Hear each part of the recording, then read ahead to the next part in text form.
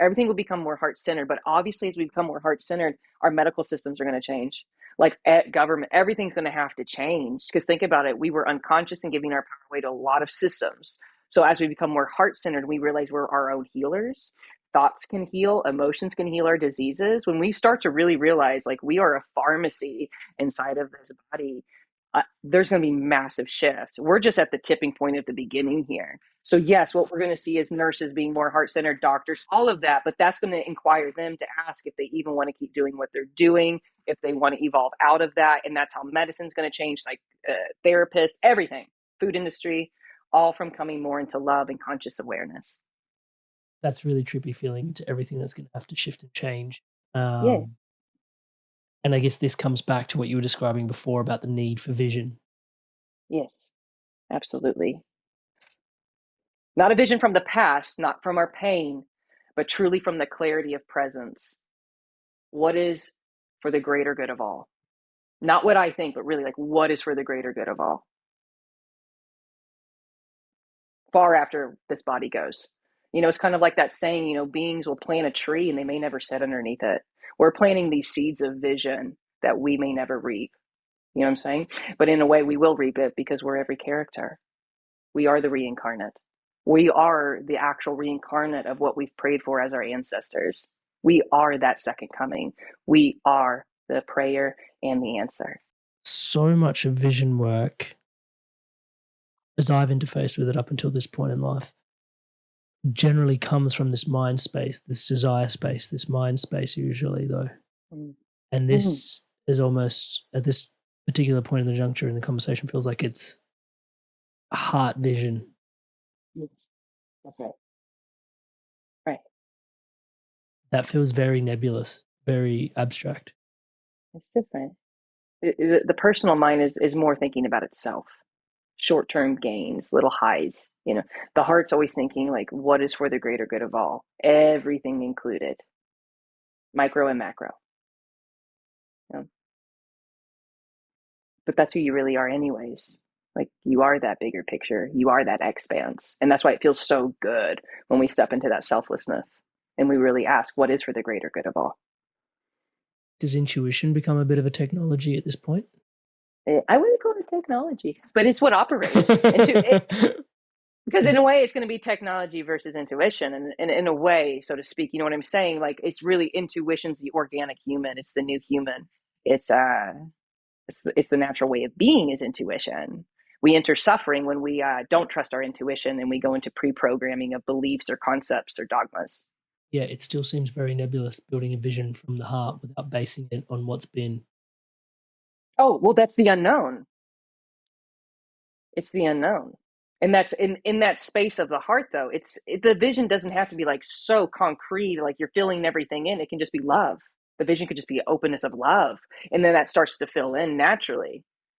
You know what I'm saying? It's not like this heady program blueprint. It can be generalized. It's just the vision is love, or the vision is gratitude or compassion or unity. So the vision You is know, more, it feels more, or say, use the word intentional, but it can be an intention. But it's also, it can yeah, be a feeling. yes. Um, To me, they're the same thing, truly, because your feeling is your frequency, and that's how you're creating and co-creating, anyways, is through your vibration. hmm, very profound. So you're anchoring a feeling,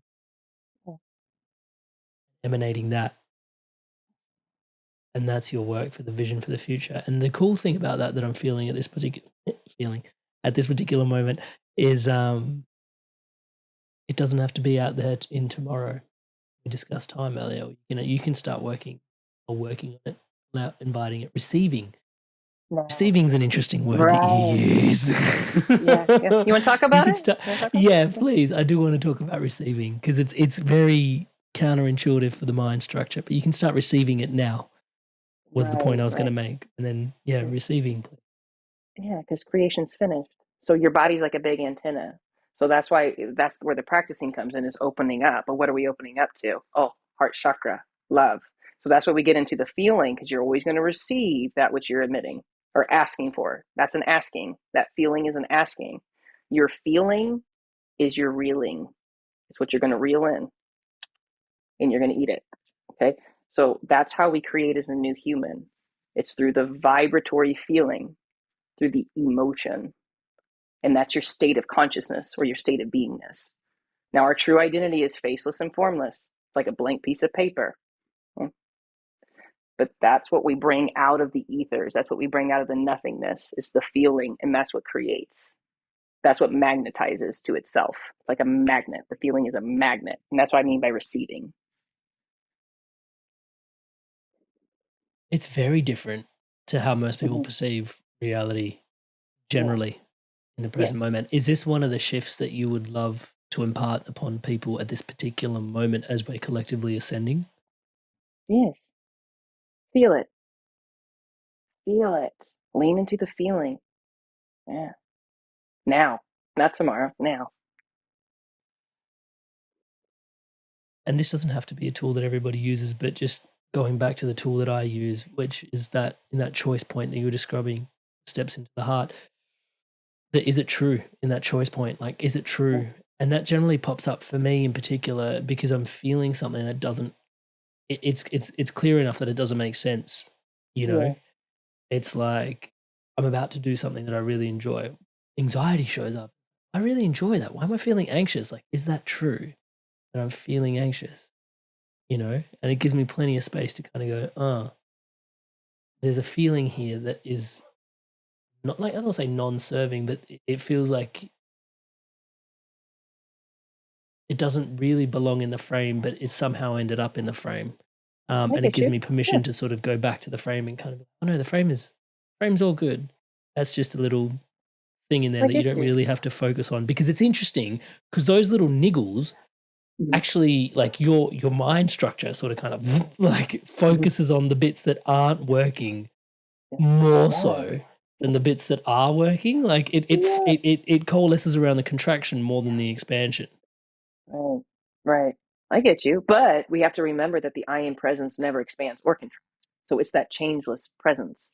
And that's what's going to help see us through the waves of consciousness. Because there's always going to be waves, but we got to remember there's the deep with the stillness. And that's our true identity beyond the formation of creation. And that's our sovereignty, is really knowing yourself as that changeless presence through the highs and lows, through the ebbs and flowings. Oh, dude, that is so that is so helpful. You're beyond the contractions and the expansions. Yes. And once again, just is, of course. But here's the cool thing, though. That knowing is what gives you such juice and freedom to play with stuff, too, though, right? Because you're not afraid anymore. This is all ephemeral, right? But why not make it loving, make it beautiful? And that's what that fearlessness comes from, that place, that still point. Because you're at that point, it can be like, okay, it's all ephemeral. It doesn't matter, but yet it does matter. Yes, it's both. Tell us about, can you reconcile that for us?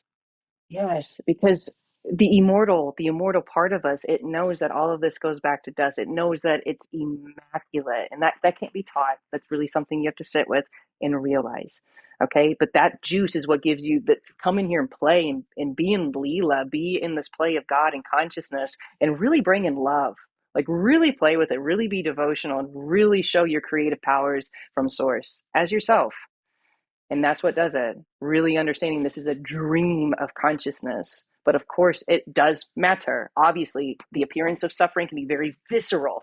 The appearance of joy, so visceral, baby, feels so good. But that's why we're leaning into the joy. That's why we're leaning into the heart chakra, because this dream does appear visceral. And in that moment, it's real. Even if it dissipates and it's gone, you're back to neutrality. It was real in that moment when you felt it. That kiss was real. That hug was real. That hot pancake was real. Okay, and it tasted good. So that's what we're realizing is, yeah, it's fleeting, it's transient, but let's make it juicy, baby, while we're peeing here. Hey there, Inspired Evolutionary. If you absolutely love this, well then here's a full conversation with this guest on the Inspired Evolution podcast. Check it out now.